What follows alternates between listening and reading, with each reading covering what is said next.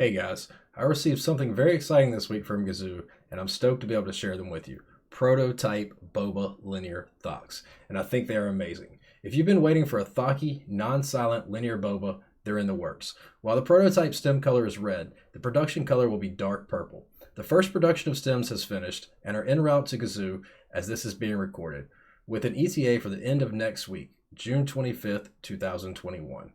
Initially, these will be available as DIY only, and if interest is positive, factory-assembled versions will be produced. This board is a Tofu 65 that has an O-ring mounted PCB with no foam in the case and a polycarbonate plate. These stabilizers are Durock V2s that have been wholly modded and looped. The keycaps are from Amazon. There is a build video I will be linking in the description that has a comparison of these thocky linears to the U4Ts as well as sound tests with and without foam.